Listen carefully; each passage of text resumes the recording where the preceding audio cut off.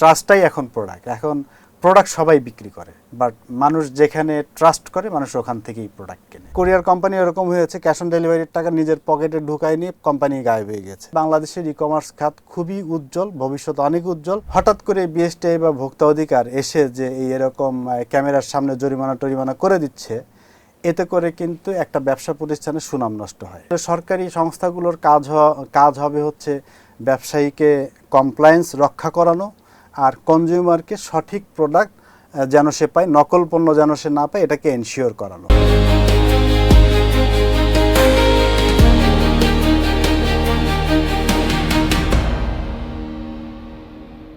আমন্ত্রণ জানাচ্ছি ব্যবসা বাণিজ্যের ১৬ আনা বিশ্লেষণের এনপিবির নিয়মিত আয়োজন বিজনেস পালস অনুষ্ঠানে।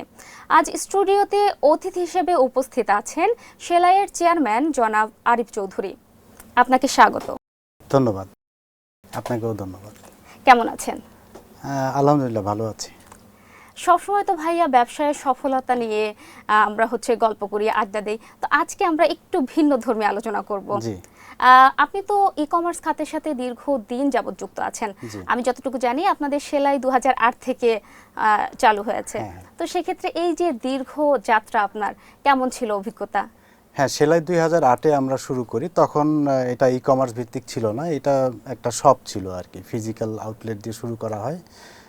তারপরে আস্তে আস্তে আমরা আউটলেটও বাড়াই এবং সাথে ই কমার্সেও আমরা শুরু করি। ই কমার্স, এফ কমার্স, মানে ফুল অমনি চ্যানেল আর কি, showroom, e commerce, F commerce, WhatsApp, সকল মাধ্যমেই আমরা কাস্টমারের কাছে আমরা পৌঁছাই আর কি। ভাইয়া, ই কমার্স খাতের অনেক প্রতিষ্ঠান কিন্তু বন্ধের পথে, আবার অনেকগুলো বন্ধ হয়ে গেছে। তো এর মূল কারণটা আসলে আপনি কি মনে করছেন? এটা আসলে ই কমার্স বলতে শুধুমাত্র যে একটা ওয়েবসাইট, বিষয়টা কিন্তু এরকম নয়। ই কমার্স হচ্ছে একটা ইকোসিস্টেম। হ্যাঁ, তো এই যে ই কমার্স যে অনেকগুলো প্রতিষ্ঠান বন্ধ হয়ে গেছে বা ই কমার্সের একটা দুর্দিন চলে আসছে, দুর্দিন যাচ্ছে, এটার জন্য আসলে নির্দিষ্ট কাউকেই দায়ী করা যাবে না।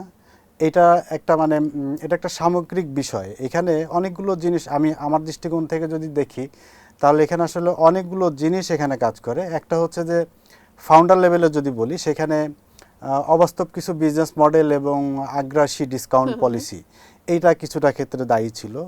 যদি এক্সপ্লেইন করি তাহলে বিষয়টা এরকম যে অনেক ই কমার্স স্টার্টআপ ছিলেন যারা আসলে খুবই অবাস্তব টাইপের বিজনেস মডেল তারা করেছিলেন এবং তারা হচ্ছে এমন পরিমাণ ডিসকাউন্ট দেওয়ার চেষ্টা করতেছিলেন, মানে কাস্টমার অ্যাকুইজিশন বলে একটা বিষয় আছে। তো এই কাস্টমার অ্যাকুইজিশনের জন্য মানুষ সাধারণত ডিসকাউন্ট দিয়ে থাকে, কিন্তু সেইখানে তারা লস করে, মানে তারা ইউনিট বেস এক্সপেন্সটাকে খেয়াল না করে শুধুমাত্র অ্যাগ্রেসিভ ওয়েতে কাস্টমার অ্যাকুইজিশন করার জন্য বা বিজনেস গ্রোথ খুব ফাস্টার গ্রোথ করার জন্য এই ধরনের কিছু অ্যাক্টিভিটিস করেছিলেন, যার কারণে কিন্তু অনেকগুলো প্রতিষ্ঠান ফান্ড শর্টেজে পড়ে যায়, তারপরে বিজনেস নষ্ট হয়ে যায়, কাস্টমারের ফেথ নষ্ট হয়। কারণ হচ্ছে তারা অগ্রিম টাকা নিয়েছে কাস্টমারের থেকে, কিন্তু পরে ডেলিভারি দিতে পারে নাই বিকজ তারা ফান্ড শর্টেজে পড়েছে। এগুলো অনেক ধরনের ঘটনা ঘটে দেন হলে এভাবে করে কাস্টমারের ট্রাস্ট নষ্ট হয় এবং অনেক প্রতিষ্ঠানও বন্ধ হয়ে যায়। মানে আগে এরকম হয়েছিল আর কি। কিন্তু আপনার এইটা তো একটা বিষয় গেল, এছাড়া আর একটা বিষয় হলো প্রাতিষ্ঠানিক সুশাসনের একটা বিষয় আছে। হ্যাঁ, এরকম কেন হলো? এরকম হলো এই কারণে যে হলো শুরুর দিকে যখন বাংলাদেশে ই কমার্স শুরু হয়, হ্যাঁ, তো শুরুর দিকে আসলে ই কমার্সের যে টোটাল ইকোসিস্টেমের ভেতরে যে বিভিন্ন পর্যায়ে বিভিন্ন যে পলিসি এবং যে প্রাতিষ্ঠানিক যে সুশৃঙ্খলতা এবং হচ্ছে বিভিন্ন অধিদপ্তর বা বিভিন্ন সংস্থার অধীনস্থ যে বিভিন্ন কি বলো এটাকে নিয়ম কানুনের যে বিষয়গুলো, এগুলো প্রথম দিকে এত স্পষ্ট ছিল না, যার কারণে জবাবদিহিতার যথেষ্ট অভাব তৈরি হয়েছিল। এবং এই জবাবদিহিতার অভাব এবং প্রাতিষ্ঠানিক সুশৃঙ্খলতা না থাকার কারণে অনেক ধরনের অরাজকতার সৃষ্টি হয় এবং যে যার মতো করে কাজ করা শুরু করে। এরকমও হয়েছে যে অনেক কুরিয়ার কোম্পানিও এরকম হয়েছে যে ক্যাশ অন ডেলিভারিতে অর্ডার যেগুলো নিয়েছে একটা ই কমার্স প্রতিষ্ঠান, কুরিয়ার কোম্পানির কাছে দিয়েছে। কুরিয়ার কোম্পানির কাজ কী ছিল? কাস্টমারকে ডেলিভারি দিবে, ক্যাশ কালেক্ট করবে, আবার ওই প্রতিষ্ঠানকে ক্যাশ জমা দিবে, দিয়ে সে তার ইনসেন্টিভ নিয়ে নিবে। কিন্তু অনেক কুরিয়ার কোম্পানি এরকম হয়েছে, ক্যাশ অন ডেলিভারির টাকা নিজের পকেটে ঢুকায় নিয়ে কোম্পানি গায়েব হয়ে গেছে। এরকম ঘটনাও ঘটছে অনেক। হ্যাঁ, আচ্ছা, তো আচ্ছা। এরকম অনেক ধরনের বিষয় আছে। তারপরে লাস্টলি যদি আরেকটা জিনিস আমি বলি, সেটা হচ্ছে যে সচেতনতার অভাব এবং অতি লোভ। ক্রেতা হিসেবে আমাদেরও কিন্তু কিছু দায়িত্ব আছে। হ্যাঁ, আমাদেরকে যদি একটা প্রতিষ্ঠান, যে কোনো একটা প্রতিষ্ঠান 100 টাকার জিনিস যদি 20 টাকা 30 টাকা অফার করে, আমার সেইটাতে অ্যাট্রাক্টেড হওয়া উচিত নয়। জি, জি, জি। অ্যাজ এ ক্রেতা আমাকেও বুঝতে হবে যে আসলে এটা কিভাবে সম্ভব হতে পারে, এখানে কোনো একটা স্ক্যাম হতে পারে, এটা কোনো অন্য উদ্দেশ্য থাকতে পারে। হ্যাঁ, আবার এর মাধ্যম দিয়ে কিন্তু মার্কেটও নষ্ট হয়েছে অনেক, মার্কেটও নষ্ট হয়। তো ক্রেতা হিসেবে আমাদেরও কিছু দায় দায়িত্ব আছে। সেই দায় দায়িত্বের জায়গা থেকেও আমরা একটু অসচেতন ছিলাম। এগুলো বিভিন্ন ধরনের কারণে আমাদের ই কমার্স ইন্ডাস্ট্রিটার আজকে এরকম একটা অবস্থায় এসে পৌঁছাইছে। তো এর জন্য আসলে নির্দিষ্ট কাউকে দায়ী করা যাবে না। It's a total ecosystem and it's a failure of total ecosystem, এবং এটার জন্য আমরা সবাই মিলে একটা সামগ্রিকভাবেই রেসপন্সিবল। এই ই কমার্স খাতের ভবিষ্যৎটা আসলে আপনি কিভাবে দেখছেন তাহলে বর্তমানে? এখন এই মুহূর্তে আমরা যেই পজিশনে আছি, যেই জায়গায় আছি, এইখানে দাঁড়ায় যদি আমরা ই কমার্সের ভবিষ্যৎকে চিন্তা করি, অনেকের দৃষ্টিকোণ থেকেই হয়তো বা সামগ্রিক সব কিছু চিন্তা করে অনেকে মনে করবে যে বাংলাদেশের ই কমার্স শেষ হয়ে গেছে, ধ্বংস হয়ে গেছে, এটা মনে হয় আর কখনো হবে না। হ্যাঁ, but e commerce is gone, e commerce already died, এটার পোস্টমর্টেম হয়ে গেছে, এরকম অনেকে ভাববে। কিন্তু আমি ঠিক তার উল্টো ভাবি, যেগুলো আমি একটু আগে বললাম। জি। হ্যাঁ, ইটস ট্রু, এগুলো অনেকগুলো ঘটনা ঘটেছে এবং ই কমার্স এখন একটা ইনজিউর্ড অবস্থায় আছে। বাট আমি আবার এটা উল্টা মনে করি। আমি মনে করি যে এটা এখন একটা ম্যাচিউরিটি লেভেলে আসছে। হ্যাঁ, যে কোনো জিনিসের শুরুতে এই ধরনের অরাজকতা, এই ধরনের লার্নিং কার্ভ এগুলো থাকতেই পারে। আমরা যেহেতু অন্যান্য সব দিক থেকে, শুধু ই কমার্স কেন, যে কোনো সেক্টরে, যে কোনো দিক থেকেই আমরা কোনো দিক থেকেই আসলে পৃথিবীর অন্যান্য উন্নত দেশের সাথে কিন্তু আমরা ওইরকমভাবে কম্পিটিটিভ বা হচ্ছে অত বেশি পলিশড নয়। আমরা সব কিছুই পরে শিখে শিখে করি। তো সেইখানে আমাদের কিন্তু কিছু গ্যাপ থাকতেই পারে। অবশ্যই। সো ই কমার্স ইন্ডাস্ট্রিতেও আমাদের লার্নিংয়ের টাইমেই আমরা এগুলো অনেকগুলো ভুল করে ফেলেছি। তার মানে এই নয় যে এই খাতের আর সম্ভাবনা নাই বা এটার ভবিষ্যৎ খুবই খারাপ, এরকম নয়। আমার দৃষ্টিকোণে বাংলাদেশের ই কমার্স খাত খুবই উজ্জ্বল, ভবিষ্যৎ অনেক উজ্জ্বল। এবং কী কী কারণে উজ্জ্বল আমি সেটাও এক্সপ্লেইন করতে পারি আমার দৃষ্টিকোণ থেকে। হ্যাঁ, আমার দৃষ্টিকোণ থেকে বাংলাদেশের ই কমার্স খাত উজ্জ্বল হচ্ছে, প্রথম রিজন সেটা হচ্ছে মার্কেট সাইজ। বাংলাদেশ যে একটা লার্জ পপুলেটেড এবং ডেন্সিটি পপুলেটেড কান্ট্রি আর কি। তো এরকম একটা জায়গা আসলে ই কমার্সের জন্য খুবই উর্বর একটা জায়গা। তো এদিক থেকে দেখলে বাংলাদেশ ই কমার্সের জন্য খুবই ভালো একটা পটেনশিয়াল জায়গা। তো এইখানে যে কিন্তু এই যে এই পটেনশিয়ালিটাকে ইউজ করতে হলে যেই ধরনের পলিসি দরকার, যেই ধরনের রেগুলেশনস দরকার, এগুলি যদি ঠিকঠাক মতো করা হয় তাহলে আমরা যে পটেনশিয়ালিটা সেটা আমরা গ্র্যাব করতে পারবো। হ্যাঁ, তো একটা হলো যে আমাদের হিউজ নাম্বার অফ পপুলেশন, এর মার্কেট সাইজটা বড়। তারপরে হচ্ছে আপনার পলিসির উন্নয়ন। হ্যাঁ, যেই কারণগুলো আমি আগে বললাম, যেই কারণে ই কমার্স ড্রপ করছে, সেখানে কিছু কিছু জিনিসের ওটাকে কি বলে, পরিমার্জন আনা হয়েছে। তার মধ্যে একটা যেরকম বাণিজ্য মন্ত্রণালয় এবং বাংলাদেশ ব্যাংক দুইটা মিলে এসক্রো সিস্টেম একটা ইন্ট্রোডিউস করেছিলেন। হ্যাঁ, এটা একটা খুবই ভালো জিনিস। এসক্রো সিস্টেম যখন ওই ধরনের অনেক ধরনের দুর্নীতি হওয়া শুরু হইলো, বা অনেক ধরনের স্ক্যাম হওয়া শুরু হইলো, বা অনেকে না বুঝে অনেক ধরনের ভাবে অফার টফার দিয়ে অগ্রিম টাকা নিয়ে সেটা দিয়ে ক্যাশ ফ্লো করতে গিয়ে কোম্পানি কলাপস করা শুরু করলো, কাস্টমারের টাকা যখন নষ্ট হওয়া শুরু হইলো, তখন এই বাণিজ্য মন্ত্রণালয় এবং বাংলাদেশ ব্যাংক মিলে এসক্রো সিস্টেম একটা ইন্ট্রোডিউস করেন। যেই এসক্রো সিস্টেম থাকার কারণে কাস্টমার নিরাপদে থাকে এবং ব্যবসায়ী নিরাপদে থাকে। তো এখানে একটা পলিসিগত উন্নয়ন হয়েছে। আরেকটা বিষয় হচ্ছে যে লজিস্টিক্স এবং পেমেন্ট গেটওয়ে, যেটা শুরুর দিকে আমাদের একটু অসুবিধা ছিল। শুরুর দিকে আমাদের লজিস্টিক্সের অনেক অসুবিধা ছিল। হ্যাঁ, আমরা টাইমলি প্রোডাক্ট ডেলিভারি যাইতো না। আবার ওই যে বললাম, অনেক কুরিয়ার কোম্পানি প্রোডাক্ট নিয়ে উধাও হয়ে গেছে। হ্যাঁ, তো এগুলো কিছু অসুবিধা ছিল, যেই অসুবিধাগুলো পরবর্তীতে মিটিগেট হয়েছে। এখন লজিস্টিক্সও অনেক ডেভেলপ করছে।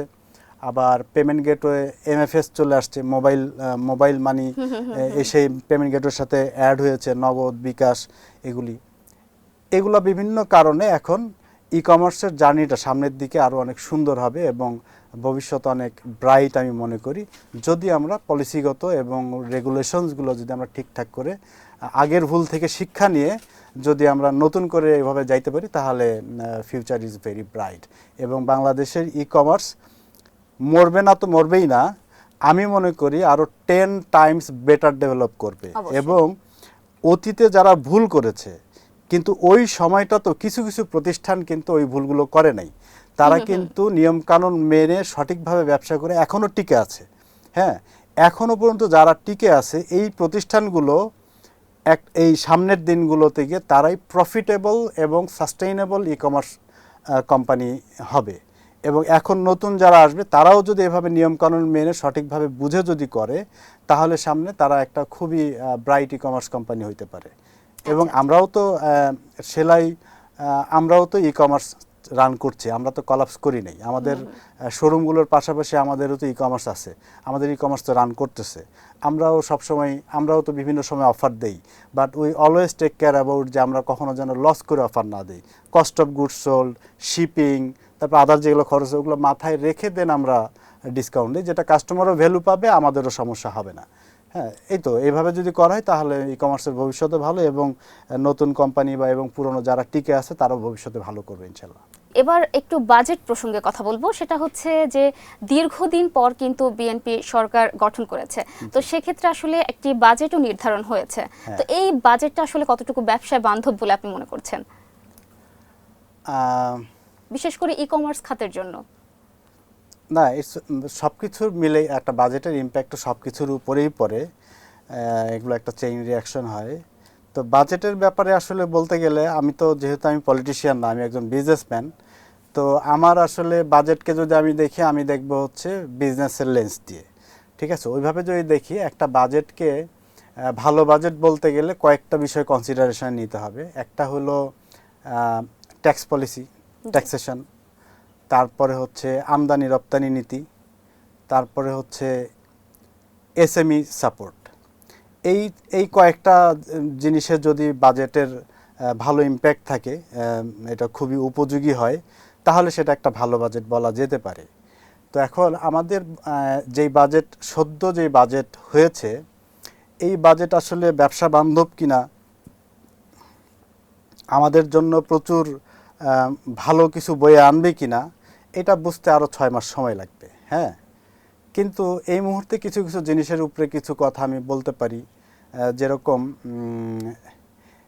এই বাজেটটাকে অনেক বিশ্লেষকরাই এটাকে ব্যবসা বান্ধব বলতেছেন। হ্যাঁ, এখন কেন তারা ব্যবসা বান্ধব বলছেন, আবার অনেকে ক্রিটিসাইজও করছে অনেক। তো আমি নিউট্রাল পজিশন থেকে যদি বলি যে কেউ ব্যবসা বান্ধব কেন বলছেন আর চ্যালেঞ্জের কথাই বা কেন বলতেছেন, ওদিক থেকে যদি বলি, তাহলে ব্যবসা বান্ধব বলার পিছনে কয়েকটা কারণ বিশ্লেষকরা বেছে নিয়েছেন। তার মধ্যে একটা হচ্ছে যে ইজিনেস অফ ডুইং বিজনেস। হ্যাঁ, ব্যবসাকে সহজীকরণ করা। কিভাবে সহজীকরণ করা? এই বাজেটে ট্রেড লাইসেন্স করা থেকে শুরু করে ট্যাক্স নীতি এবং আদার্স অন্যান্য জিনিসপত্র, এগুলাকে একটু আধুনিকায়ন করা হয়েছে এবং দ্রুত ট্রেড লাইসেন্স পাওয়া যাবে এরকম কিছু নীতি নেওয়া হয়েছে। এগুলোর কারণে নতুন ব্যবসায়ীদের জন্য ব্যবসা শুরু করা বা ব্যবসা কন্টিনিউ করা, এগুলো একটু সহজ হবে আগের তুলনায়। তো এটা একটা কারণ। আর একটা কারণ হচ্ছে স্থানীয় এবং ভবিষ্যৎমুখী যে বিষয়গুলো আছে, ওগুলোতে এটাকে কি বলে, প্রণোদনা দেয়া। হ্যাঁ, যেরকম ডিজিটাল সেক্টর, আইসিটি সেক্টর, তারপরে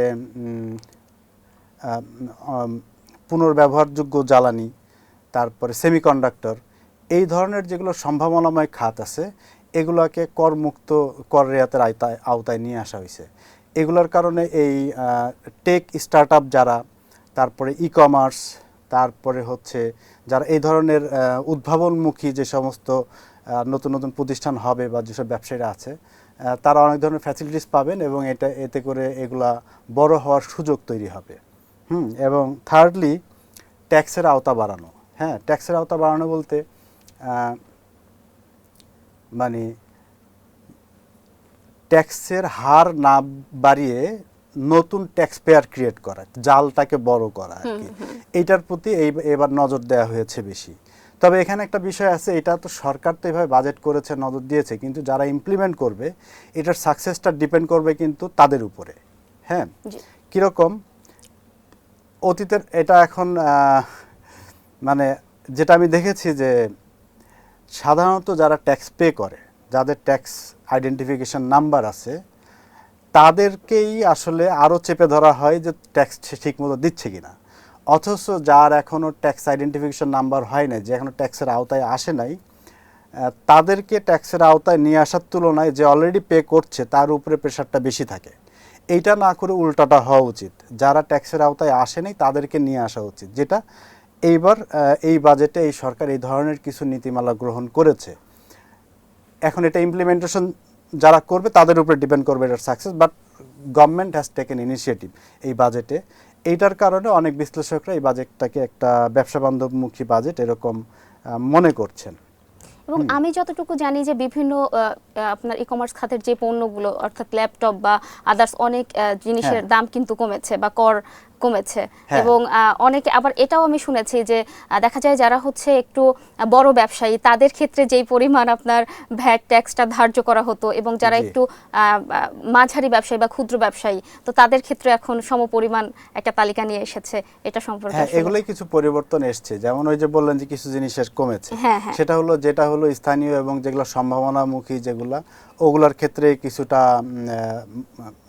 ছাড় দেওয়া হয়েছে আর কি।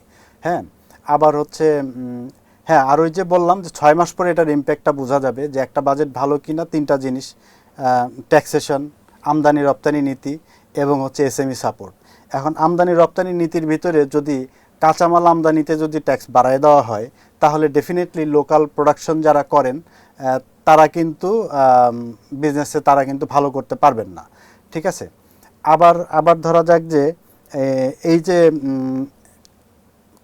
করের যেই হার না বাড়িয়ে যে করের আওতা বাড়ানোর যে একটা প্ল্যান করা হয়েছে, সেখানেও দেখা যাবে যে অনেক রুরাল পর্যায়ের অনেক লোকজন অনেক সময় এগুলা তারা অ্যাডাপ্ট করতে অসুবিধা হইতে পারে। তারপরে আর এবার বাজেটটাও তো অনেক বড় বাজেট, প্রায় 9.38 লাখ কোটি টাকার বাজেট। তো এত বড় বাজেট, এটা নিয়ে সবারই অনেক কিউরিসিটি, সবারই অনেক আশা যে এটা কীভাবে কী হবে। এখন এত বড় বাজেট, এইটার মানে এই যে বললাম, এটার সম্ভাবনাও যেরকম আছে, চ্যালেঞ্জও আছে অনেকগুলো। চ্যালেঞ্জগুলোকে যদি আমি বলতে যাই, তাহলে চ্যালেঞ্জগুলো বলতে গেলে প্রধান চ্যালেঞ্জ রাজস্ব আদায়। হ্যাঁ, এই 9.38 লাখ কোটি টাকার যে বাজেট, এর ভেতরে আপনার হচ্ছে রাজস্ব আদায়ের যে টার্গেট, এনবিআরের উপরে যেই টার্গেট আছে, সেটা হলো 6.04 লাখ কোটি টাকার রাজস্ব আদায়ের টার্গেট। এখন এই পরিমাণ রাজস্ব আদায় করা বর্তমান অর্থনৈতিক প্রেক্ষাপটে, এই পরিমাণ রাজস্ব আদায় করা কিন্তু ইটস নট ইজি। হ্যাঁ, তো এইটা করতে গিয়ে দেখা যেতে পারে যে প্রান্তিক লেভেলের ব্যবসায়ী বা অনেক মানে রেগুলার ট্যাক্স পেয়ার, তাদের উপর অনেক প্রেশার চলে আসতে পারে বা অনেক হয়রানিরও শিকার হইতে পারে, আই ডোন্ট নো। হ্যাঁ, তো এটা একটা বিরাট চ্যালেঞ্জ। হ্যাঁ, তো এটা একটা বড় চ্যালেঞ্জ আছে এই বাজেটের। আর আরেকটা চ্যালেঞ্জ আছে হলো মূল্যস্ফীতির অ্যাডজাস্টমেন্ট। হ্যাঁ, এবার সরকার এই বাজেটে একটা প্ল্যান করেছে যে মূল্যস্ফীতি 7.5%-এর ভেতরে রাখার জন্য। ঠিক আছে, তো এখন মূল্যস্ফীতি যদি 7.5%-এর ভেতরে রাখতে চাওয়া হয়, সেই ক্ষেত্রে যেটা বাড়তি যেই অংশটা, এইটা ভর্তুকি দিতে গিয়ে সরকার যদি দেশি ব্যাংক থেকে যদি ঋণ নেয়, তাহলে আবার কিন্তু বেসরকারি খাতের ব্যবসায়ী যারা বেসরকারি খাতে তখন ঋণের টাকা শর্ট পড়ে যাবে, তখন ব্যবসায়ীদের জন্য ঋণ পাওয়া কঠিন হয়ে যাবে। ঠিক আছে, এই দুইটা বড় চ্যালেঞ্জ আছে এই বাজেটের। আচ্ছা, আমরা এবার আরেকটু ব্যবসায়ীদের দিকে যেতে চাই। ব্যবসায়ীরা আসলে প্রায় অভিযোগ করে থাকেন যে সরকারি বিভিন্ন সংস্থা এসে ব্যবসায়ীদের বিভিন্নভাবে হয়রানি করে, এবং এটাও কিন্তু সত্য যে এটার মধ্যে অনেক রকম সংস্থা আছে, যেটা হচ্ছে আপনার বিএসটিআই আছে বা আদার্স অনেক সংস্থা কিন্তু ভোক্তা অধিকার, তো তারা এসে ব্যবসায়ীদের অনেকভাবে হয়রানি করে, ব্যবসায়ীদের এটা অভিযোগ। এবং এটাও কিন্তু তার পাশাপাশি সত্য যে বিভিন্ন নামি দামি ব্র্যান্ডের পণ্যই নকল তৈরি হয়ে সেটা আসলে ক্রেতাদের কাছে পৌঁছে যাচ্ছে। তো এটার জন্য আসলে করণীয় কি, আপনি কি মনে করছেন?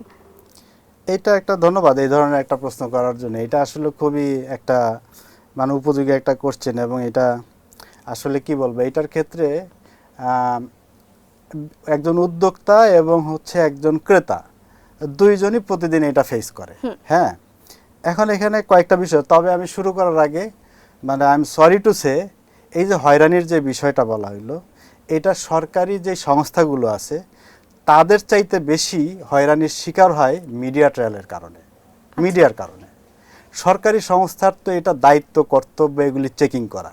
হ্যাঁ, কারণ হচ্ছে যে এখানে দুইটা বিষয়।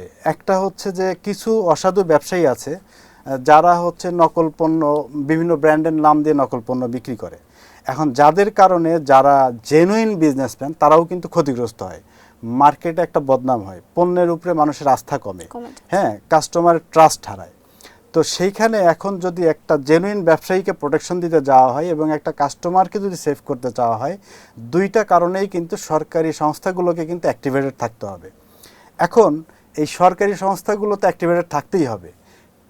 এখানে মুশকিল হয় হচ্ছে সেটা করতে গিয়ে যেই প্রতিষ্ঠানটা জেনুইন, অনেক সময় কর্মকর্তাদের অতি উৎসাহের কারণে ওই প্রতিষ্ঠানগুলো হয়রানির শিকার হয়।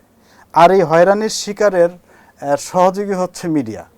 মিডিয়া ট্রায়ালের কারণে বেশি সহযোগী, মানে এই হয়রানির শিকারটা বেশি হয়। তো এখান থেকে উত্তরণের কিছু উপায় থাকতে পারে, হইতে পারে। এটা আমার দিক থেকে চিন্তা করলে আমি যেভাবে ভাবি, এখান থেকে বের হওয়ার কিছু রাস্তা আছে। এক নম্বর হচ্ছে এই যে অভিযান, এই অভিযানের আধুনিকায়ন করা। কীরকম আধুনিকায়ন করা? হঠাৎ করে বিএসটিআই বা ভোক্তা অধিকার এসে যে এরকম ক্যামেরার সামনে জরিমানা টরিমানা করে দিচ্ছে, এতে করে কিন্তু একটা ব্যবসা প্রতিষ্ঠানের সুনাম নষ্ট হয়, নাম্বার ওয়ান। নাম্বার টু হচ্ছে ওই ব্যবসা প্রতিষ্ঠানের মালিক যে, তার তো একটা সোসাইটি আছে, তার একটা ফ্যামিলি আছে, ইন পার্সন ওই লোকটাও কিন্তু হ্যারেস্ট হয় এবং ইন পার্সন তার পার্সোনাল ইমেজ নষ্ট হয়।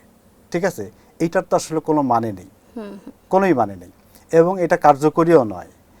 তাহলে এখানে কি হইতে পারে? আমার মতে যে আসলে নিয়মিত মনিটরিংয়ের একটা ব্যবস্থা থাকা দরকার, একটা রিপোর্টিং সিস্টেম থাকা দরকার, যে প্রতি মাসে বা প্রতি 6 মাস পর পর আমাকে এরকম রিপোর্ট করবা, বা আমাদের ইন্সপেক্টররা আপনাদের ওখানে যাবে, গিয়ে এগুলো জিনিস চেক করবে, ওকে চেক করবে। এবং সেইখানে যদি কখনো অনিয়ম অন্যায় হয়ে থাকে, সেটা অবশ্যই ওই ব্যবসায়ীকে আত্মপক্ষ সমর্থনের সুযোগ দিতে হবে, দিয়ে একটা অফিসিয়াল প্রক্রিয়ার মাধ্যমে এগুলাকে সেটেল করতে হবে। সেইটা না করে হঠাৎ করে হুড়হ্যাঙ্গাম করে অনেকগুলো মিডিয়া টিডিয়া নিয়ে গিয়ে একদম অস্থির করে, ওই ব্যবসায়ীটাও তো নার্ভাস হয়ে যায়। নার্ভাস হয়ে সেও যখন যেটা চাচ্ছে সেটা হয়তো ওই মুহূর্তে দিতে পারছে না। যেমন আমাদের ক্ষেত্রে একবার এরকম হয়েছিল, আমাদের সেলাইতে একবার ভোক্তা অধিকার এসেছিলেন। তো এসে হুটহাট করে একটা ড্রেস ধরছে, এটার পারচেজ ভাউচার দেন। পারচেজ ভাউচার তো একজন ব্যবসায়ী, একটা ম্যানেজার, একটা সেলসম্যান বা একজন প্রতিষ্ঠানের মালিক ওকে পকেটে রাখে? আমি এখন চাইলাম আমাকে পারচেজ ভাউচার দেন, আমি কি এখন এটা বের করে দিতে পারবো? পারবো না। 1 ঘন্টার মধ্যে বের করে দিতে হবে। যদি এটা 2 বছর আগের প্রোডাক্ট হয়, তাহলে হয়তোবা ওইটা আমার আর্কাইভিং সিস্টেমে চলে গেছে, তাহলে হয়তোবা আমাকে সময় দিতে হবে। কিন্তু ইনস্ট্যান্ট যদি বের করে না দেওয়া হয়, অতটুক ভিডিও কাট করে কিন্তু মিডিয়ারা এটা প্রচার করে ফেলে যে হইলো এই ব্যবসায়ী এই পণ্যের পারচেজ ভাউচার দেখাইতে পারে নাই। দেখাইতে তো পারে নাই হচ্ছে ওই মুহূর্তের জন্য। কিন্তু এই যে বিষয়টা, এইখানে কিন্তু একটা যারা অডিয়েন্স, যারা দেখতেছে, যারা ভোক্তা, সে কিন্তু দেখতেছে যে এটা তো একটা বিরাট ঘটনা ঘটে গেল, এই প্রতিষ্ঠানকে আমি বিশ্বাস করতাম, বিশ্বাস হারাই গেল। এই যে বিষয়টা, এইটা এড়ানোর জন্য অনেকগুলো প্রিভেন্টিভ ব্যবস্থা থাকা উচিত। হ্যাঁ, আসলে সরকারি সংস্থাগুলোর কাজ হবে হচ্ছে ব্যবসায়ীকে কমপ্লায়েন্স রক্ষা করানো, আর কনজিউমারকে সঠিক প্রোডাক্ট যেন সে পায়, নকল পণ্য যেন সে না পায়, এটাকে এনশিওর করানো। আসলে ব্যবসায়ীদেরকে ধরে ধরে জরিমানা করার, তাকে অপরাধীর কাঠগড়ায় দাঁড় করায় দেওয়া, এটা কিন্তু সরকারি সংস্থার টেন্ডেন্সি হওয়া উচিত নয়। হ্যাঁ, এটা তাদের কাজ নয়, তাদের কাজ সহযোগিতা করা। তো আমি যদি বলি যে একজন ছোট ব্যবসায়ীর ক্ষেত্রে কিন্তু এত কমপ্লায়েন্স জানা সম্ভব নয়, এবং একজন ছোট ব্যবসায়ী বা মাঝারি ব্যবসায়ীর ক্ষেত্রে একটা কমপ্লায়েন্স ম্যানেজার রাখাও সম্ভব নয়। আর এত নিয়মকানুন কিন্তু আমরা সবাই জানি না। আমি যদি আরেকটা ছোট্ট এক্সাম্পল দেই, জি। ভোক্তা অধিকার লোকজনদেরকে দেখবেন যে প্রায় সময় বিভিন্ন দোকানে গিয়ে যখন অভিযান চালায়, যে কোনো একটা পণ্য ধরে যদি সেখানে double barcode, double price tag থাকে, জরিমানা করে দেয়। Why double tagging? হ্যাঁ, এখন আমার কথা হচ্ছে একজন ব্যবসায়ী বা একজন দোকানদার সে কি করে জানবে যে আমার আগের পুরনো ট্যাগের উপরে নতুন ট্যাগ লাগানো যাবে না, এটা অন্যায়? এটা কোথায়? এটা আমি যখন ট্রেড লাইসেন্স করছে সে, তখন তাকে বলে দেওয়া হয়েছে এই নিয়ম?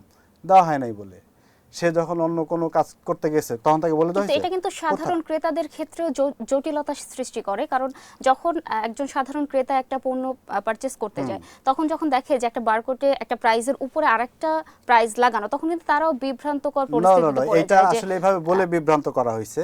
সবসময় লাস্ট প্রাইসটাই ফাইনাল প্রাইস, যেটা উপরে থাকে ওইটাই। আমি প্রচুর ট্রাভেল করি, আমি পৃথিবীর অনেক উন্নত দেশে গিয়েছি, বড় বড় ব্র্যান্ডের আউটলেটে গিয়েছি। সেই সব জায়গায় not only double tagging, total ওই প্রোডাক্টের লাইফে যতবার প্রাইস চেঞ্জ হয়েছে একটার উপর আরেকটা লাইফ টোটাল হিস্ট্রি প্রেজেন্ট করা হয়।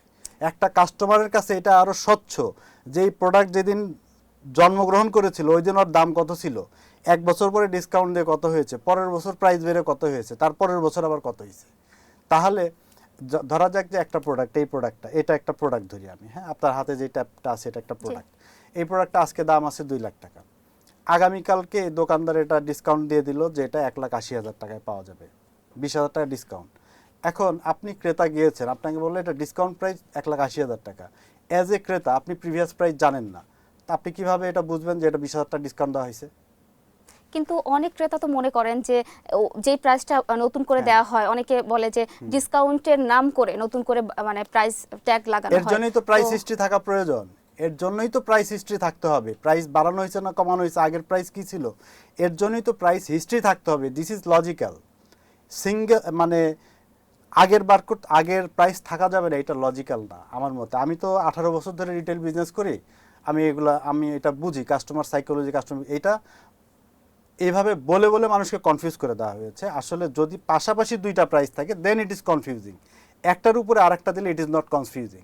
উপরে যেটা আছে ওইটাই প্রাইস, নিচেরটা খুললে আগের প্রাইস ছিল ওইটা, তারও নিচে যদি আরেকটা থাকে আরও আগের প্রাইস ছিল, তাহলে you can know the history of price. মানে এটা প্রাইসটা বাড়তেও পারে কমতেও পারে, আপনি যেটা অফকোর্স বলছেন। এটা বাড়তেও পারে কমতেও পারে। প্রাইস যে সবসময় কমবে নট নেসেসারি, প্রাইস তো বাড়তেও পারে, যে কোনো কারণেই বাড়তে পারে। তো এটা আসলে এটা ডিপেন্ড করে ইনভেন্টরি একজন ব্যবসায়ী কীভাবে ম্যানেজ করে। লিফো মেথডে হইতে পারে, ফিফো মেথডে হইতে পারে। যদি লিফো মেথডে হয় তখন লাস্ট টাইমে যেই প্রোডাক্ট, সেম প্রোডাক্ট লাস্ট চালানো যেটা আসছে ওটার যে প্রাইস, তখন ওই সব প্রোডাক্ট সেম প্রাইস হয়ে যেতে পারে। ঠিক আছে?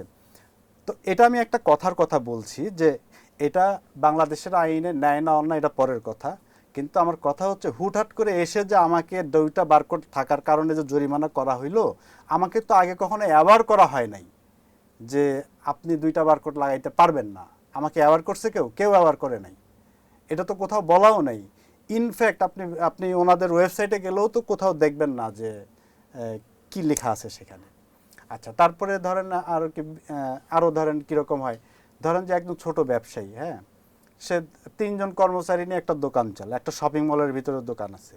সে প্রতিদিন শপিং মল যখন খুলে তখন সে দোকানে আসে, শপিং মল যখন বন্ধ হয় তখন সে দোকান থেকে চলে যায়, তার কর্মচারীরা একই সাথে 4 সাথে চলে যায়। এখন ওইভাবেই কর্মচারীদের বেতনও সেট করা, মার্কেটের যে রেট সেই রেট অনুযায়ী সে বেতন সেট করছে। প্রতিদিন সকাল 10টায় শপিং মল খুলে সে 10টায় আসে, 8টায় শপিং মল বন্ধ হয়, 8টায় সে চলে যায়। যখন হঠাৎ করে ঘোষণা দেয় যে শপিং মল এখন থেকে 6টায় বন্ধ হবে, তো 6টায় সে বন্ধ করে। সে একলা কিন্তু নিজের নিয়মে দোকানটা চালাইতে পারে না। হঠাৎ করে একদিন ধরা যাক যে লেবার অফিস থেকে লোক আসলো, এসে এই ব্যবসায়ীকে ধরে বললো তুমি লেবার ল ভঙ্গ করছো, তোমার নামে মামলা হয়ে গেল। ঠিক আছে? ও কিন্তু কোনোদিন জানেও না যে ও কী লেবার ল ভঙ্গ করছে। কি ভঙ্গ করছে? তুমি তোমার কর্মচারী 8 ঘন্টার বেশি 10 ঘন্টা খাটাইছো। এখন এই দোকানদার কিন্তু, এই বেচারা কিন্তু জানে না এগুলা, হ্যাঁ, সে কিন্তু জানে না। সে তো মার্কেট যখন খুলে তখন ঢুকে, মার্কেট যখন বন্ধ হয় সে তখন চলে যায়। তো এখন হঠাৎ করে একজনকে যদি বলা হয় যে তুমি লেবার ল ভঙ্গ করছো, তোমার এখন মামলা হবে, তখন তো এটা তো আসলে ব্যবসা বান্ধব আচরণ হইল না। এটা একজন ব্যবসায়ীকে বিচারের কাঠগড়ায় দাঁড়, তাকে একজন ইনোসেন্ট একজন লোককে অপরাধী বানায় দেওয়া হইলো, এবং পরবর্তীতে এই লোকের মধ্যে কিন্তু অপরাধের টেন্ডেন্সি গ্রো করবে। সেইটা না করে এটা এরকম করা যাইতো, তাকে বলা যাইতো যে শ্রম আইন অনুযায়ী এটা করতে হবে, তোমার যেহেতু মার্কেট 10 ঘন্টা খোলা থাকে, তাহলে 8 ঘন্টার পরে যে আরও 2 ঘন্টা, এই 2 ঘন্টা তোমার কর্মচারীর সাথে কি চুক্তি আছে, তুমি কি তাকে ওভারটাইম পে করো, নাকি হচ্ছে তোমার বেতনের মধ্যে ইনক্লুডেড, নাকি তোমরা কিছু একটা করে করো। আবার বুঝতে হবে, আমাদের দেশের কালচারও বুঝতে হবে। আমি হঠাৎ করে এসে এখানে আমেরিকার মতো আচরণ করলে তো হবে না, করলে তাহলে সবার সাথে করতে হবে। হঠাৎ করে একজন করে ধরলাম, একজনকে ধরে তারা জবাই করে দিলাম, আবার সবাই খোলে আম ঘুরতেছে, এরকমই হয়ে থাকে। এগুলোই আসলে, এগুলোর কারণে মানুষ হচ্ছে হয়রানির শিকার, হয়রানি মনে করে। হ্যাঁ, নিয়ম সবাইকে মানতে হবে, কোনো মানুষ নিয়ম অমান্য করতে চায় না, আমরা সবাই নিয়ম মানতে চাই, কিন্তু নিয়ম মানানোর যে তরিকা, ওইটার মধ্যে গলদ আছে, ওইটাতে সমস্যা। হ্যাঁ, তো এই এক্সাম্পলটা যে দিলাম, যে একটা ছোট দোকানদার, 2 জন কর্মচারী না দোকানদারি করে, ওকে যদি এসে লেবেল নিয়ে যদি ওকে ধরা হয়, তাহলে কিন্তু বলতে পারবে না। এবার আসি, ধরা যাক বিএসটিআই হুটহাট করে ধরা যায় যে অনেক ক্যামেরা নিয়ে, অনেক লোকজন নিয়ে যে মানুষকে জরিমানা করে।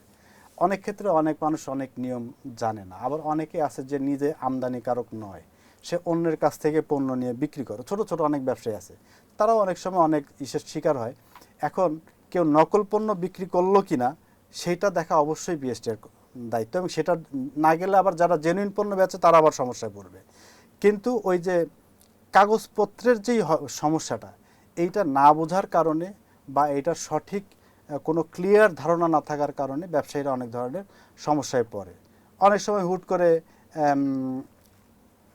কোনো একটা সংস্থা আসলো, এসে দেখে যে ট্রেড লাইসেন্স 1 মাস হয়েছে আপডেট হয়নি, দিল জরিমানা কইরা। এই যে ডাবল বারকোডিং থাকলে দিল জরিমানা কইরা। এগুলি আবার ক্যামেরায় দেখানো হচ্ছে, ক্যামেরায় দেখানোর তো প্রয়োজন নেই, এগুলো তো খুবই ছোট ছোট ম্যাটার। এটা তো তাকে বললেই সেটা ঠিক করে ফেলে, এটা তো ক্যামেরায় দেখায় তাকে তো এক্সপোজ করার কোনো প্রয়োজন নাই। এই সংস্কৃতি থেকে বের হইতে হবে। সরকারি সংস্থা আসবে, চেক করবে, আমার অনিয়ম হইলে আমাকে জরিমানা করবে, এটা নিয়ে ব্যবসায়ীদের কোনোই সমস্যা নেই। কিন্তু আমাকে কেন মিডিয়ার সামনে এসে মিডিয়া ট্রায়াল করা হইলো আমাকে আগে থেকে না জানায়, এইটা হলো সমস্যা। এই সংস্কৃতি থেকে বের হইতে হবে এবং ব্যবসায়ীদেরকে অ্যাওয়ার করতে হবে, আগে শিখাইতে হবে। আমার কাছে মনে হয় যে এই যে সরকারি যে সংস্থাগুলো আছে, বিএসটিআই, ভোক্তা অধিকার, ফায়ার সার্ভিস, তারপরে হচ্ছে যে লেবার অফিস, এই যে এগুলো, তারপর পরিবেশ, হ্যাঁ, এনভায়রনমেন্ট, এই যে যতগুলো, যাদের আসলে বিভিন্ন ক্ষেত্রে বিভিন্ন ধরনের পারমিশন লাগে, আমরা যখন ট্রেড লাইসেন্স করতে যাই তখন ট্রেড লাইসেন্সের মধ্যে কিন্তু আমরা বলি আমার ব্যবসার ধরন কি। যখন আমি ব্যবসার ধরন বলতেছি, এই ধরনের ব্যবসা করতে গেলে আরও কি লাইসেন্স লাগবে এটা কিন্তু আমাকে বলে দেওয়া হয় না। সো আমরা কিন্তু অনেক সময় না জেনেই আমরা ব্যবসাটা শুরু করে দিই, পরে আস্তে আস্তে ঠেকতে বুঝি এটার জন্য ওই লাইসেন্স লাগবে, এটার জন্য ওই লাইসেন্স লাগবে, এটার জন্য ওই লাইসেন্স লাগবে। সো ওয়ান স্টপ একটা সলিউশন বা ওয়ান স্টপ একটা পরামর্শ, এটার কিন্তু কোনো ব্যবস্থা নাই। মাঝখান দিয়ে আমরা কিন্তু অপরাধী হয়ে গেলাম, ঠিক আছে, না জেনে অপরাধী হয়ে গেলাম। তো এটা হলো একটা বিষয়, যে একটা ওয়ান স্টপ সার্ভিস থাকা উচিত, যেখানে একটা মানুষের তার ওই টাইপের ব্যবসা করতে কি লাইসেন্স লাগবে সেগুলি সে জানতে পারবে এবং এক জায়গা থেকে অ্যাপ্লাই করে দিতে পারবে লাইসেন্সগুলোর জন্য, এবং সেগুলো পাওয়ার যোগ্যতা কি লাগে সেগুলি হইলো, কমপ্লাই করলো, লাইসেন্স পাইলো। এবার আসি পরবর্তী যেই বিষয়, বিএসটিআইয়ের সাথে কমপ্লায়েন্স থাকতে হইলে আমাকে কি নিয়ম মেনে চলতে হবে সেইটার আমার কাছে কিন্তু কোনো গাইডলাইন নাই। ভোক্তা অধিকারের সাথে কমপ্লায়েন্স থাকতে হইলে আমাকে কি নিয়ম মেনে চলতে হবে আমার কাছে কিন্তু কোনো গাইডলাইন নেই। আমার এই গাইডলাইন যদি থাকে, আমার কিন্তু শখ হয় নাই জরিমানা খাওয়ার, আমার শখ হয় নাই মানুষের সামনে অপমান হওয়ার নিয়ম ভঙ্গ করা। তো না জানার কারণে এটা হয়েছে। যদি আমাকে এই গাইডলাইনটা দিয়ে দেওয়া হয়, আমাকে যদি অ্যাওয়ার করা হয়, এটা সরকারি সংস্থাগুলো বছরের শুরুতেই একটা ওয়ার্কশপ করতে পারে, করে ব্যবসায়ীদেরকে অ্যাওয়ার করতে পারে, অথবা তারা একটা ভিডিও টিউটোরিয়াল বানাইতে পারে যেটা তাদের ওয়েবসাইটে আপলোড করে দিতে পারে, এবং আমরা জানলাম যে ওই জায়গায় গেলে আমি জানবো যে বিএসটিআইয়ের কী নিয়ম মানতে হয়, ভোক্তা অধিকারের কী নিয়ম মানতে হয়, আমরা ওগুলো দেখে মেনে চলবো। এরপরে যদি আমি অনিয়ম করি, না মানি, যদি ইচ্ছাকৃতভাবে যে আমি করি, তারপরেও আমাকে আত্মপক্ষ সমর্পণের সুযোগ দিতে হবে। তারপরেও যদি না করি, তখন আমাকে মিডিয়া ট্রায়াল করতে পারে, বিফোর দেন নট। তার আগে এটা করা উচিত নয়, কারণ তার আগে এটা করা ঠিকও নয়। তার মানে আপনি মনে করছেন যে গাইডলাইনের অভাবে আসলে প্রচুর অনিয়মটা হচ্ছে? হ্যাঁ, ম্যাক্সিমাম আমি বলবো যে মোর দেন 80% অনিয়ম হয় হচ্ছে গাইডলাইনের অভাবে, না বোঝার কারণে, পেপারস না বোঝার কারণে, এবং নিজে না বোঝার কারণে, এবং পেপার বোঝার লোক, কমপ্লায়েন্স বোঝার লোক পালতে না পারার কারণে। সবার পক্ষে সম্ভব নয় একজন কমপ্লায়েন্স ম্যানেজার রাখা। আর প্রত্যেকটা ব্যবসায়ী, বাংলাদেশের প্রত্যেকটা ব্যবসায়ী বিবিএ এমবিএ করে ব্যবসা করতে আসে না। হ্যাঁ, ইন্টারমিডিয়েট পাস করেও ব্যবসা করতে আসে, ম্যাট্রিক পাস করে ব্যবসা করতে আসে। তো যেই ভদ্রলোক ম্যাট্রিক পাস করে ব্যবসা করতে আসছে, সে বিজনেস বোঝে, how to do business, how to make profit, how to buy product, how to sell product, how to convince customer. কিন্তু ও তো ফায়ার সার্ভিসের নিয়ম জানবে না, ও তো বিএসটিআর নিয়ম জানবে না, ও তো ভোক্তা অধিকারের নিয়ম জানবে না, ও তো লেবার অফিসের নিয়ম জানবে না। তাহলে সে কি বিজনেস করবে না? তাহলে কি তাকে আমি অপরাধী বলবো? Never ever. সে যেন সুন্দরভাবে বিজনেস করতে পারে, কমপ্লায়েন্স মেনে ব্যবসা করতে পারে, এর জন্য তাকে প্রিপেয়ার করা কার দায়িত্ব? সরকারি সংস্থাগুলোর দায়িত্ব। সরকারি সংস্থাগুলোর দায়িত্ব হচ্ছে একজন ব্যবসায়ীকে প্রিপেয়ার করা, তাকে অপরাধীর কাঠগড়ায় দাঁড় করায় দেওয়া না। আচ্ছা, এবার আমরা যাব একটু ব্যবসার ক্ষেত্রে, আসলে ব্যবসা পরিচালনা করার ক্ষেত্রে সব থেকে বড় জটিলতা আসলে আপনি কি মনে করছেন? কর ব্যবস্থা নাকি আমলাতান্ত্রিক জটিলতা, যেটা আপনার মতে কোনটা মনে হচ্ছে? আমার মতে এখানে অনেক আসলে ব্যবসা করার ক্ষেত্রে জটিলতা, বাজারের ক্রয় ক্ষমতা সংকটও কিন্তু দেখা যায় অনেক সময়। তো সেক্ষেত্রে আপনি একটু যদি বলেন। আমাদের দেশে কর ব্যবস্থা, ক্রয় ক্ষমতার সংকট, এবং আরেকটা হচ্ছে আমলাতান্ত্রিক, যে আমলাতান্ত্রিক, এটা বড় বিজনেসের ক্ষেত্রে, ছোট ব্যবসায়ীদের ক্ষেত্রে আমলাতান্ত্রিক জটিলতা কম হয় নাই, তারা ওই পর্যন্ত যায় না। যার পৌঁছাইতে হয় সেও জটিলতা ফেস করে, সবাই এটা ফেস করে না। So it's not common.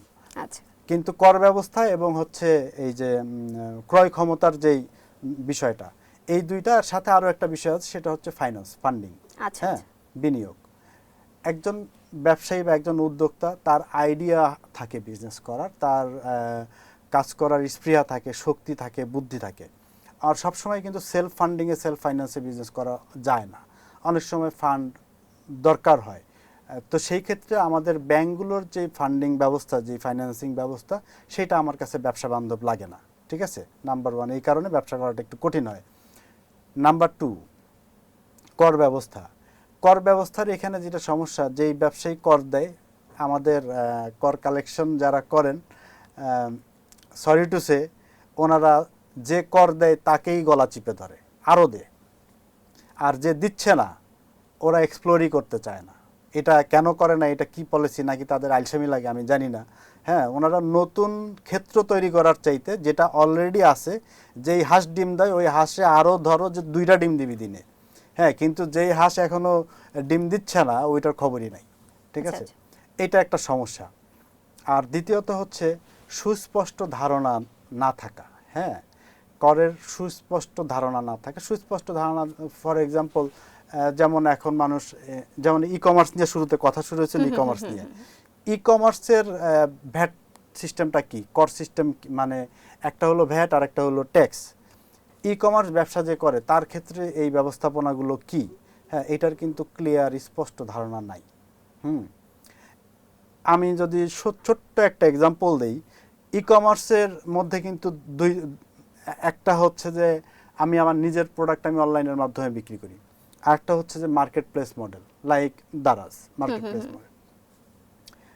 And Daraz তো একটা রিনাউন্ড কোম্পানি, তার ফাইন্যান্সিয়াল এক্সপার্ট আছে, তার কমপ্লায়েন্স ম্যানেজার আছে, তার বিগ শট লোকজন আছে, যারা আইন, তার লিগ্যাল ডিপার্টমেন্ট আছে।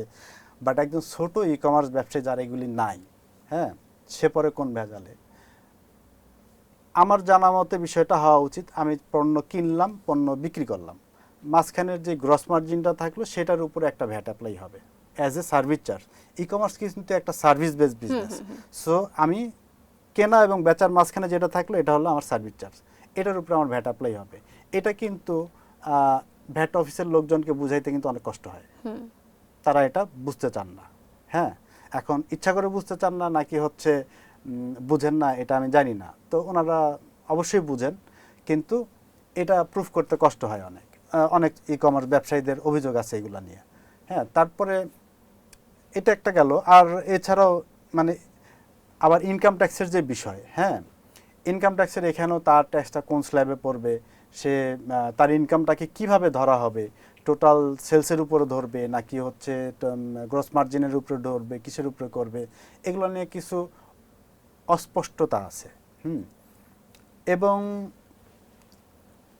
আরও যদি বলি যে এই যে কিছু কিছু বিজনেসের ক্ষেত্রে যেরকম কর মুক্ত দেওয়া হয়, আবার ইনসেন্টিভাইজ করা হয় কিছু বিজনেসকে, যেমন এই বাজেটেও যেটা করা হয়েছে স্টার্ট আপদের জন্য একটা করমুক্তির একটা স্ল্যাব আছে। হ্যাঁ, এখন এই ক্ষেত্রে কিন্তু আবার দেখা যাবে যে এই স্ট্রাকচারটা আমি এখনও জানি না এটা কিভাবে চিন্তা করা হয়েছে।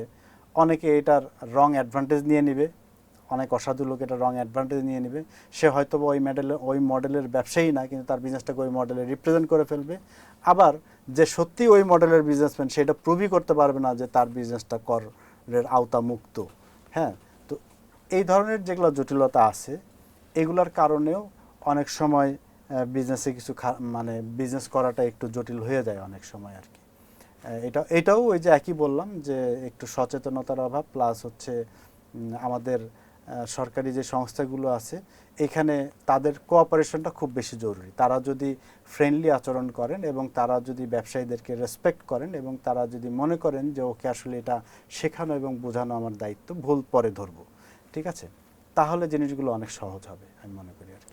আচ্ছা, ই কমার্স ব্যবসা কিন্তু খুব দ্রুত বাড়ছে, মানে হ্যাঁ। যতদিন এগোচ্ছে ততই ব্যবসার কিন্তু প্রসার অনেক বাড়ছে, এবং আমরা কিন্তু অনেক প্রচারণাও দেখছি, বিভিন্নভাবে প্রচারণা করে থাকি ই কমার্স বিজনেসে, এবং ছোট ছোট অনেক ব্যবসা কিন্তু এসেছে।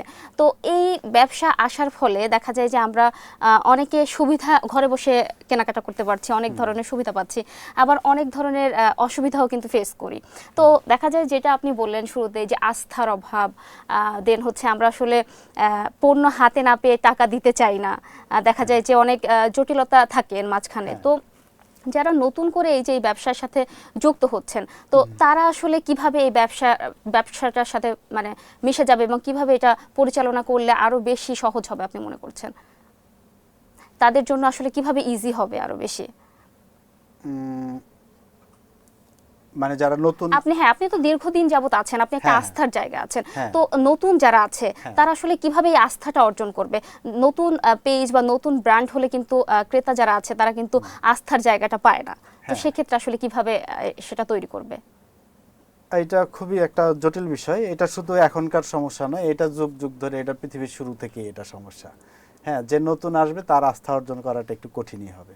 এটা তাকে আস্থা অর্জন করার জন্য, এটা যার বিজনেস এটা সে জানে কিভাবে আস্থা অর্জন করতে হবে। হ্যাঁ, মূলত আসলে কাস্টমার কি জানতে চায়, আস্থাটা মানুষ, কাস্টমারের আস্থাটা মানে তৈরিটা হয় কিসের থেকে, কিসের বেসিসে একটা কাস্টমার একটা প্রতিষ্ঠানকে ট্রাস্ট করে। নাম্বার ওয়ান হচ্ছে এই যেই প্রোডাক্টটা সে কিনতে যাচ্ছে প্রোডাক্টটা অথেন্টিক কিনা। প্রোডাক্টটা অথেন্টিক কিনা এই কোশ্চেনের আনসার কি, প্রোডাক্টটা কোথা থেকে আনা হয়েছে, কীভাবে আনা হয়েছে, তার সত্যতা, এই সত্যতা কাস্টমারের কাছে তুলে ধরতে হবে, ট্রান্সপারেন্ট থাকতে হবে যে আমি প্রোডাক্টটা এইভাবে সংগ্রহ করেছি, এই হলো এই প্রোডাক্টটা, মিথ্যার আশ্রয় না নিয়ে। এটা একটা বিষয়। আমি যদি একটা খারাপ জিনিসও সেল করি, মানে একটা প্রোডাক্টের তো গুণগত, মানে প্রাইসের উপরে একটা প্রোডাক্টের গুণগত মান থাকে। হ্যাঁ, সিরামিক্স, যেমন এই যে আমরা যে চা খাচ্ছি সিরামিক্সের মগ, সিরামিক্স তো বিভিন্ন প্রাইজের আছে, তাই না? প্রাইজের উপর ডিপেন্ড করে সিরামিক্সের কোয়ালিটি আছে। এখন আমার সিরামিক্সটা যেই কোয়ালিটির আমাকে ওইটাই বলতে হবে, আমি এটাকে বাড়ায় টাড়ায় বলার কিছু নাই। যদি আমি বাড়ায় বলি তাহলে হয়তো প্রথমবার কাস্টমার কিনবে, পরে আমার উপরে ভরসা হারায় ফেলবে। আসলে যেটা যা সেটা তাই বলা, সত্যের আশ্রয় নেওয়া, এটা নিলে যেটা হবে, আসলে ট্রাস্ট তো একদিনে তৈরি হবে না। আমার কাছ থেকে পণ্য এবং সেবা একজন কাস্টমার যখন নিয়ে যখন দেখবে আমার কথা কাজ সব কিছুতে মিল আছে, তখন এই কাস্টমারটা আমার উপর ভরসা করবে, সে আবার রিপিট পারচেস করবে। আস্তে আস্তে সে 3বার 4বার করার পর যখন প্রত্যেকবারই যখন সে একটা ভালো সার্ভিস এবং কোয়ালিটি পাবে, মানে যেটা বলা হচ্ছে সেটাই যখন পাবে, তখন সে নিজেই আবার 2 জনের কাছে বলবে। অনেকে কিন্তু, একটু বলি, অনেকে কিন্তু নিয়ম মানে না এবং উদ্যোক্তা বান্ধব যে পরিবেশটা সেটা কিন্তু তৈরি করতে পারে না, তো সেক্ষেত্রে আসলে কি করণীয়? সেটাই তো বলছি যে এটা তো যে বিজনেস করছে এটা তাকে তার ট্রাস্ট অর্জন করার জন্য তাকে সত্যের আশ্রয় নিতে হবে, তার পণ্যের ব্যাপারে সত্য কথা বলতে হবে, তার সার্ভিসের ব্যাপারে সত্য কথা বলতে হবে, সে যেটা বলছে তাকে সেটাই করতে হবে। সে কাস্টমার যদি সে ঠকায়, যে মানুষকে যদি সে বোকা বানায়, তাহলে তো সে কোনোদিনই ট্রাস্ট অর্জন করতে পারবে না। ট্রাস্ট অর্জন একদিনে হয় না, ট্রাস্ট অর্জন করার উপায়ই হইল দিনে দিনে তিলে তিলে এটা অর্জন করতে হবে। 15-20 বছর 30 বছরে গিয়া একটা প্রতিষ্ঠান ট্রাস্টেড অর্গানাইজেশন হয় সব মানুষের কাছে। এই 15-20 বছর ধরেই তাকে প্রতি ক্ষেত্রে তাকে পরীক্ষা দিয়ে যেতে হবে যে আমি ঠিক পণ্য যা বলছি আমি তাই করছি, এর কোনো মানে ব্যতিক্রম নেই। তো সবশেষে একদম একটা প্রশ্ন করতে চাই, সেটা হচ্ছে অর্থনৈতিক এই বাস্তবতায় ব্যবসায়ীদের উদ্দেশ্যে সর্বশেষ কি বার্তা দিতে চান আপনি? ওই যে লাস্ট এর আগে যে কোশ্চেনটা করলেন ওইটাই, ব্যবসায়ীদেরকে বার্তা দিতে চাই যে এখনকার এই পরিস্থিতিতে ট্রাস্ট বিক্রি করতে হবে, ট্রাস্ট। হ্যাঁ, মানে নিজের ট্রাস্টটাকেই বিক্রি করতে, মানে ট্রাস্টটাই এখন প্রোডাক্ট। এখন প্রোডাক্ট সবাই বিক্রি করে, বাট মানুষ যেখানে ট্রাস্ট করে মানুষ ওখান থেকেই প্রোডাক্ট কেনে। হ্যাঁ, আর আরেকটা বিষয় হচ্ছে স্টোরি টেলিং, স্টোরি বলতে পারতে হবে, পণ্যের স্টোরি জানতে হবে।